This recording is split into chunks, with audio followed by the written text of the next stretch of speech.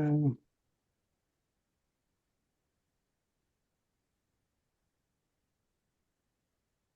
All right. Please use the hand icon if you have a question for Jan. Jeff, go ahead. Morning, Jan.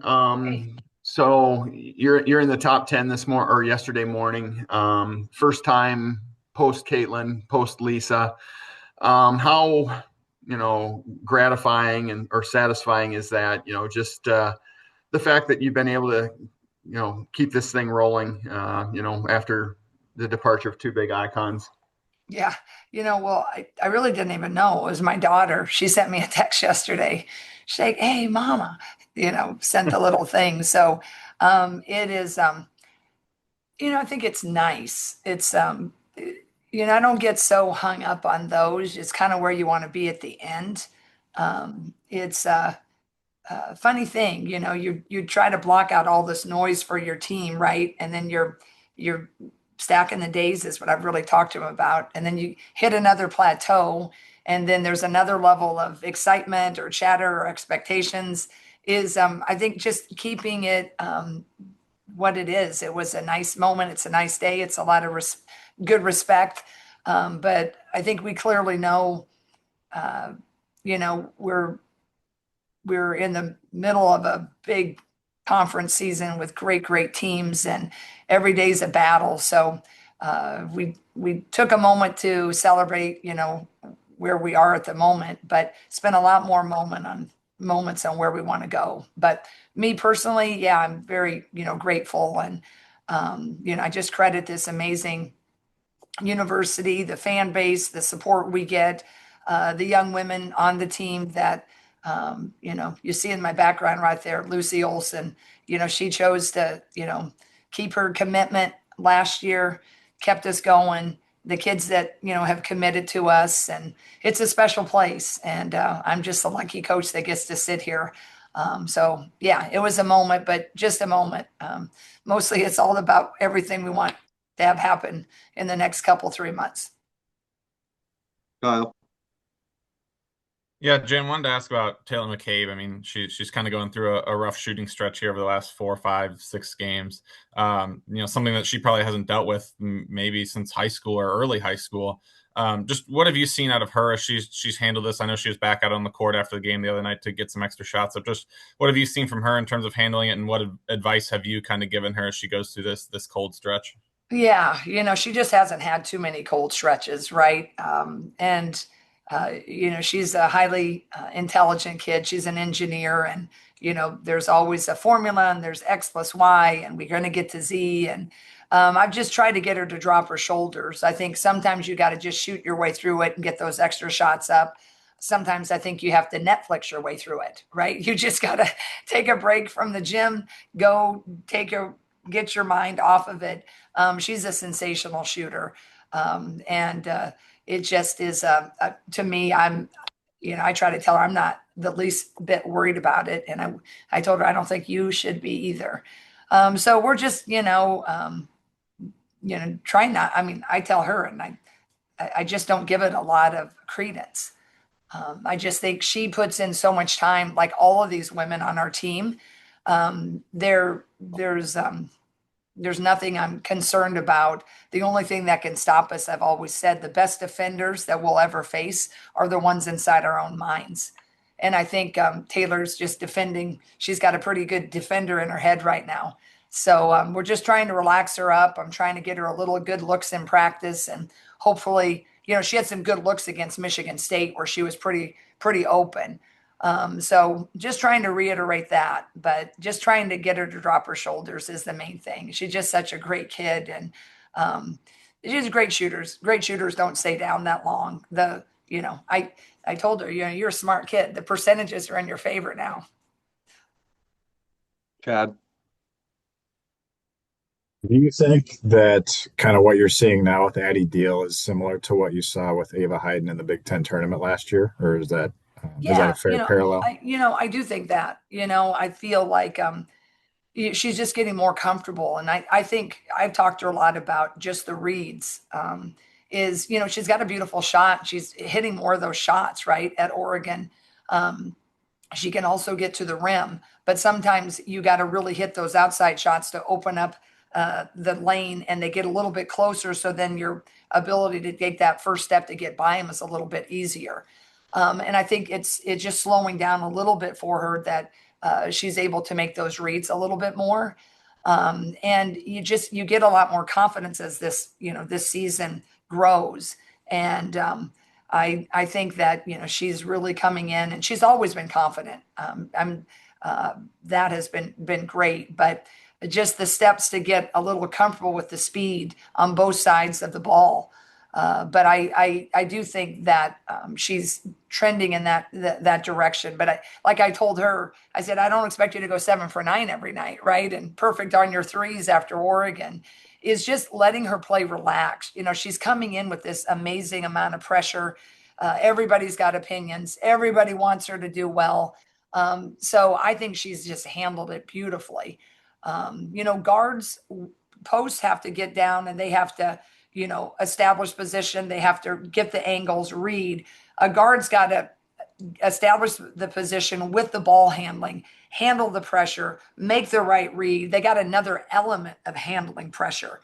So guards, when they're progressing through their growth, is they're facing some intense pressure where everything that used to be easy, now all of a sudden you have someone that's really up in you, and it's another level you have to process. So as we continue to see better and better defenses, Addie, is handling it. She's going and developing, but those are the things. Is I just want her to continue to stay so confident and ready, but also have a joy and playing with a little more just lightness. And I think that's the big thing, that she's doing that, and she just continues to work and has always kept her nose to the grindstone. So yeah, I think that she is on that trajectory. But there's a lot of season left, and I just want her to keep doing what she's doing. And if she does that, you'll just continue to see that growth, trying to alleviate the pressure, elevate the joy. Dargan. Yeah, Jen, you've been at this long enough to know that when a team takes a 30-point loss, maybe especially a program that's not used to losing like that, they're probably going to come out next game pretty motivated. Just going over there is always a tough challenge, but what about this one is kind of most daunting with this Maryland? Yeah, I think Maryland is just a tough place to play. I think we've won there Caitlin's senior year. Brenda is an excellent coach, good colleague. She just is a great motivator on top of knowing the game. And she doesn't, like all of us, doesn't like to lose. And she certainly never loses in that fashion. But I think she's also smart enough to know that UCLA's got something special. When UCLA is hitting on all cylinders like they are, and they're shooting, and you have that size, they are definitely one of the top teams in the country. So, Brenda's got an injury, right? And she's, not playing with the full deck that she wishes she would have had to counter the great, great teams. But with that being said, I'm sure they've critiqued it and, frustrated about this. So it doesn't matter, even though all of that, you're going to be extra motivated, and you want to feel real good about things real quick. So that is definitely going to add another level of challenge to our cause, right? Interesting, we went over to Indiana when they were kind of playing in that, initial, like they were coming off of a really tight game, and we had to weather that pressure of you just don't want to be there first to get back on it. Now we're going into a situation of a top-ranked team that's salty and is upset. And so their pressure, which is going to be great no matter what, is going to be ratcheted at the beginning of that game, even another level. So we're going to have to really handle all of that here, but certainly physically. I shared that with you guys, I think, is the Michigan State defensive pressure. They ended up not full courting as much as they have, but to date, they were going to be the most aggressive physical team that we'd faced since UConn. Now we're going to go face one of the most aggressive 3 out of the 4 positions, since Michigan State, UConn-esque. but they're gonna press us all the time. They press on makes and misses and dead balls and free throws. So they go from zone into player most of the time. Sometimes they go zone into zone. Sometimes they play 1-2-2. Sometimes they play a 2-3. So for a younger team than it's older, and you got a young kid leading it, that's a lot to manage. And so we're gonna have to be locked in because they change it on you like that. And right when you get over that half court line, or even before it, you're going to get trapped. It's a 3/4 court trap. So it'll be definitely a test, a whole different test than anything we've seen since Connecticut. Connecticut didn't do as much trapping. They just, really pressured you the whole way, and they did a run and jump. So we're going to have to be on it. Kyle. Jan, this is a Maryland team that has had a few cracks, I guess you could say, in Big Ten play. They're 5-3 right now. But from an offensive standpoint, what kind of stands out about them? What do you like when you look at their offense and say, hey, they do that pretty well? And maybe what are some things that you feel like you guys can take advantage of? Yeah, well, they have a number 7. She is extremely fast. She's the leading scorer, and from point A to point B, her explosiveness is very impressive.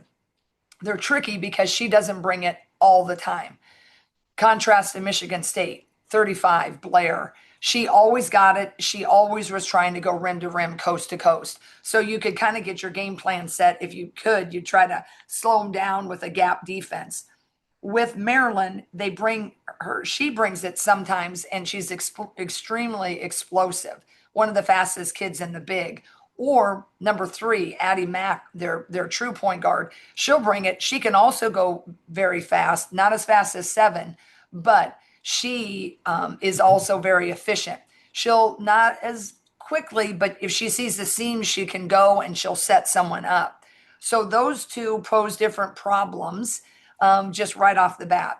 And Brenda always likes to score fast. She has an extremely great transition game, and she always has a secondary transition. And those two lead it. So we're going to have to figure out, just trying to, you're not going to stop it, but if we can slow it a little bit. And then they've really, that Garzon, it used to be at Indiana, number 12. We just can't let her get really in that hot zone. You really got to try to minimize her touches and certainly have a hand up. And one of my favorite players is Poffenberger, number 6. She's just a versatile forward, hits the 3, can put it on the floor. So they're still a really nice team. They just create, they have a offense, but they also are really pretty one-on-one players, 7, 3, and 6. So we gotta maintain some one-on-one, just breakdown plays, and we gotta handle the motion that they run and just the explosiveness. Chad. Hey, Jan, what have you seen under your leadership that has turned this into a little bit more of a defensive-minded program, I guess? What are kind of some of the key focal points that you've kind of instituted that allow you to, score 4 points in the last 6 minutes the other day and not even lose your lead? Yeah. The margin stayed.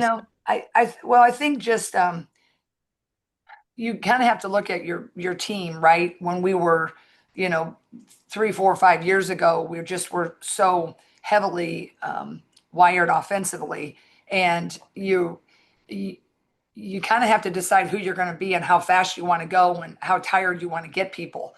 And we've always loved offense. I still love offense. I think growing up in this state, I love 6-on-6. And my own offense. I had a great coach that let me score it a lot.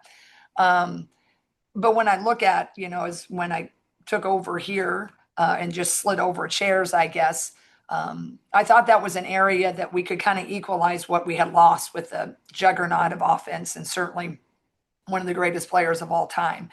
And my staff was on board. Sean Sullivan, he's always really liked defense. He played a lot of defense when he was on our gray squad, and then our manager. So that's what was kind of fun, is when you could bring out, I hired him, and he'd been at Penn State, Pitt, and North Carolina. I picked up a few things over the years, Abby, myself, Randy came in, but we just thought, okay, with our length of Lucy Olson, Kylie is a great defender. Hannah is exceptional. Hannah, USA basketball, she really made some key stops. She could switch on all those those smalls. So I just thought, okay, if we can get that a little bit different, then that kind of changes the narrative. And then the kids really, really bought in. You're still going to face some great teams, and you don't have always the answer. But it really is true. The defense, it just is the same everywhere. You can't get in your head and blame the rims, the ball, the courts, this or that. You can just play the D. So I think getting them to buy into that, but knowing our personnel, right? We have some really great defensive people in Kylie and Hannah. They set the tone. And that's why we could hold sometimes when our offense is a little bit inconsistent. Taylor was a little bit, surprisingly, she only hit 3 for 10. That's usually not Taylor, right? So that's what, it's nice as a coach when you can do that and hold, because then their excitement for the defense, they know how important it is. And we emphasized, we made defense a couple of years ago. We'd always had some goals, right? But we put defense, we'd always had a rebounding goal. We always wanted to win the rebounding margin, but we really put more emphasis on some defensive stops. And I think that helped change their focus. Kyle?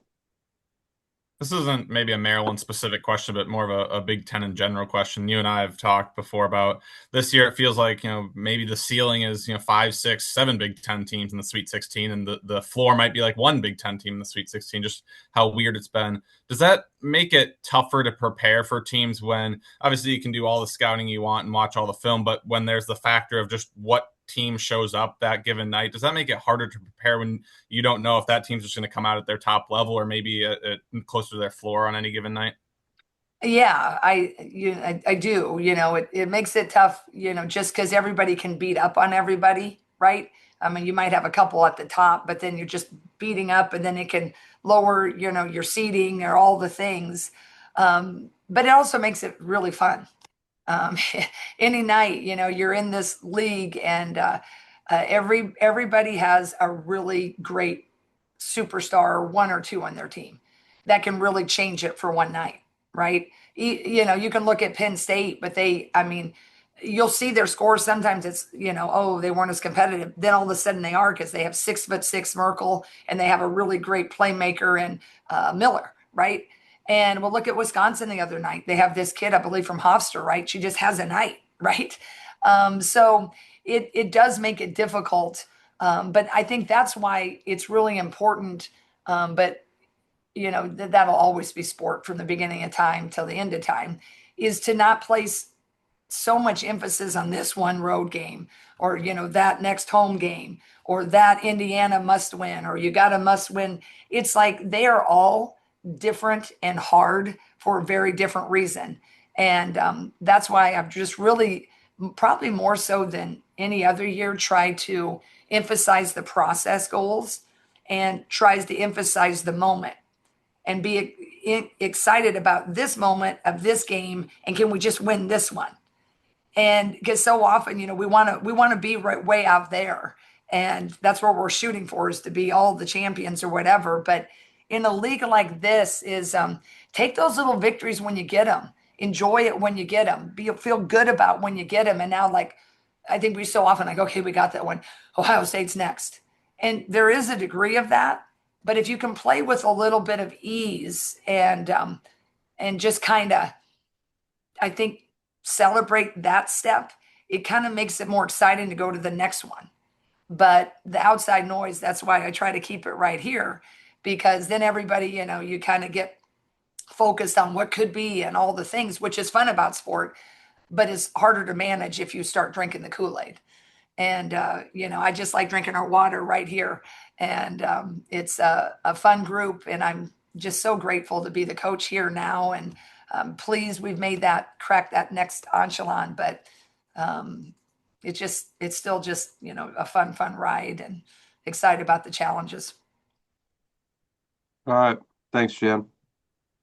Appreciate you guys. Take care. God bless. Go Hawks.